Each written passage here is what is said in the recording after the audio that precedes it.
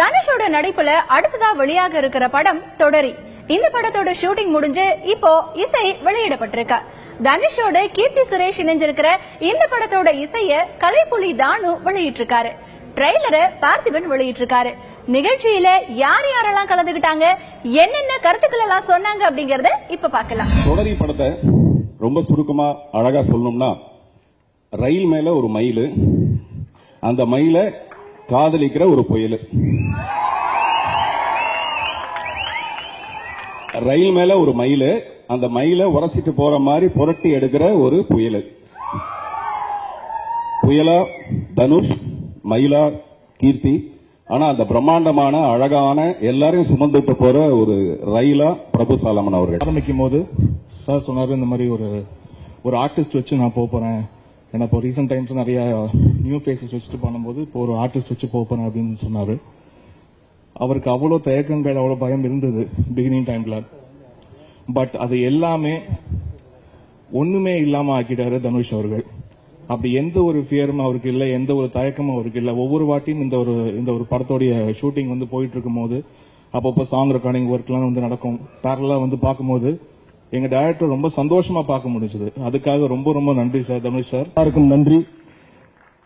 கீர்த்தியை பத்தி நான் ஒரு படம் தான், அந்த படம் அப்ப ஷூட்டிங்ல இருந்தாங்க, இது என்ன மாயம்.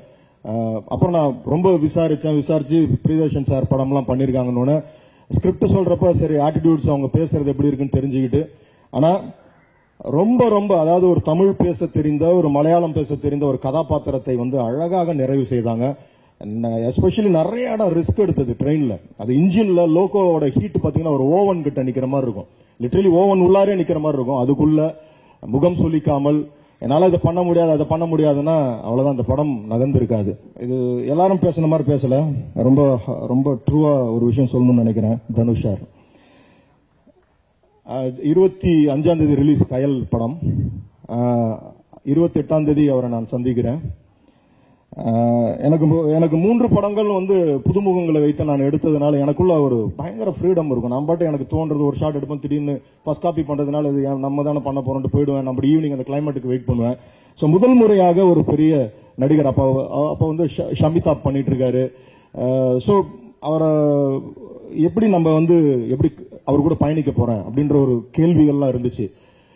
சரி, நான் முதல் முறை மீட் பண்றேன். அப்ப அவர் கொடுத்த முதல் வார்த்தை தான் இந்த தொடரி திரைப்படத்தோட இன்னைக்கு நீங்க பாக்குற முழுமை. அவர் சொன்ன ஒரே வார்த்தை, சார் என்னைக்கு டேட்டு, என்னைக்குன்னு சொல்லுங்க நான் வரேன்.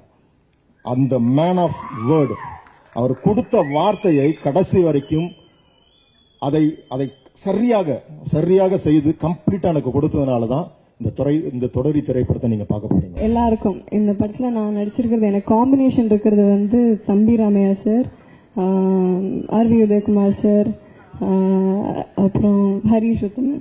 ஸோ இவங்க கூட மட்டும்தான் எனக்கு காம்பினேஷன் இருக்கு. படத்தை டப்பிங்ல பார்க்கும்போது தான் எனக்கு தெரியும் இத்தனை பேர் படத்துல நடிச்சிருக்காங்க. அது வரைக்கும் எனக்கு தெரியாது. ஸோ ரொம்ப சந்தோஷமா இருக்கு, இத்தனை பேர் கூட நடிச்சிருக்கேன். படத்தை டப்பிங்ல பார்க்கும்போது தான் ஆக்சுவலா, ஏன்னா ஷூட்ல இருக்கும்போது இவ்வளவு கஷ்டப்பட்டது தெரியவே இல்லை. அவ்வளோ ஈஸியா பிரபு சார் வந்து ஒவ்வொரு விஷயத்தையும் சூப்பரா டீச் பண்ணுவார். Is a very good teacher. Thank you sir. So ஒவ்வொரு விஷயமும் அவ்வளோ ஈஸியா சொல்லி கொடுப்பாரு. அது வந்து அப்போ நடிக்கும் போது கஷ்டமா தெரியல, ஆனா அதை பார்க்கும்போது டப் பண்ணும்போது தான் தெரிஞ்சது இவ்வளோ கஷ்டப்பட்டு நாங்க தாண்டி வந்திருக்கோமா, எவ்வளோ பெரிய விஷயம். அதுவும் ஐ திங்க் 60 to 70 daysல இவ்வளோ சீக்கிரம் ஷூட்டை முடிச்சோம். அதுவும் ரொம்ப சந்தோஷமான விஷயம். அண்ட் காலிவுட்லேருந்து பாலிவுட் போய், பாலிவுட்லேருந்து ஹாலிவுட் போய் த பெர்ஃபார்மர் தனுஷ் சார், ரொம்ப சந்தோஷமா இருக்கு சார். உங்க ஹீரோயினா நடிச்சிருக்கேன். நான் சாரை மீட் பண்ண ஃபர்ஸ்ட் டே ஷூட்ல வந்து நான் வந்து இப்படி டயலாக்லாம் படிச்சுட்டு இருப்பேன். ஆனால் அவர் சார் வந்து அப்படியே வந்து டக்குன்னு பெர்ஃபார்ம் பண்ணிட்டு அவர் போயிடுவார். So and 4th day shooting ஆரம்பிச்சு ஒரு 4th டே அவர் சொன்னார், நல்லா நடிக்கிறீங்கம்மா நீங்கள், நைஸ் அப்படின்னாரு. ஸோ இந்த வேர்ட் தான் சொன்னார், இதை நான் மறக்க மாட்டேன். Thank you so much Dhanush sir. ரொம்ப அருமையான மெலடிஸ் கொடுத்துருக்கீங்க இந்த படத்துக்கு. இந்த ஃபங்க்ஷன் உங்களுடைய ஃபங்க்ஷன். ரொம்ப நன்றி. உங்களுடைய வளர்ச்சியை பார்த்து ரொம்ப ரொம்ப சந்தோஷப்பட்ட பலர்ல நானும் ஒருத்தன். அந்த ராஜா சார் டச் உங்க சாங்ஸ்லாம் இருக்கிறது ரொம்ப எக்ஸைட்டிங்கா இருக்கு. அண்ட் இன்னும் பெரிய பெரிய உயரங்கள் அடைய என்னுடைய வாழ்த்துக்கள். பிரபு சாலமன் சார் எல்லாரும் பேசும்போது சொன்னாங்க, கஷ்டப்பட்டாரு, டூப் எல்லாம் பண்ணாரு, நிறைய ஸ்டன்ஸ் பண்ணாரு அப்படின்லாம் சொன்னாங்க. இல்ல, நான் அவ்வளோவா பெருசா கஷ்டப்படல. பிரபு சாலமன் அப்படிங்கிற ஒரு ஜீவன் தான் எல்லா கஷ்டமும் பட்டது. இதை விட ஈஸியா ஒரு ஆர்டிஸ்ட வேலை வாங்கி ஈஸியா வீட்டுக்கு அப்படியே பொத்துனாப்புல அனுப்பி வைக்கவே முடியாது. அவ்வளோ அழகா என்னை பார்த்துக்கிட்டாரு. ஒன்றும் பெருசா ரிஸ்க் என்னை எடுக்க வைக்கல. நான் ஒரு இடத்துக்கு போகும்போது எவ்வளவு சேஃபா முடியுமோ அவ்வளோ சேஃபா என்னை கூட்டிட்டு போய் அவ்வளோ சேஃபா திருப்பி இறக்கி விட்டுருவார். நீங்க என்ன நினைச்சு பெருமைப்படுறதுக்கு எவ்வளவு தூரம் என்னால உழைக்க முடியுமோ நான் உழைக்கிறேன், முயற்சி பண்றேன். என்னால முடிஞ்ச அளவுக்கு முயற்சி பண்றேன், உழைக்கிறேன். அதே மாதிரி நானும் உங்களை நினைச்சு பெருமைப்படணும். நான் உங்களை நினைச்சு பெருமைப்படணும்னா நீங்க உங்க குடும்பத்தை நல்லபடியா பார்த்துக்கணும்.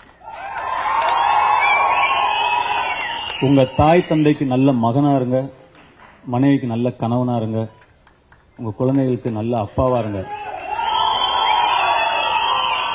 அப்போ நான் உங்களை நினைச்சு ரொம்ப பெருமைப்படுவேன். நடுவில் நிறைய பேர் வருவாங்க, போயிடுவாங்க. குடும்பம் மட்டும்தான் உங்க கூட இருக்கும்.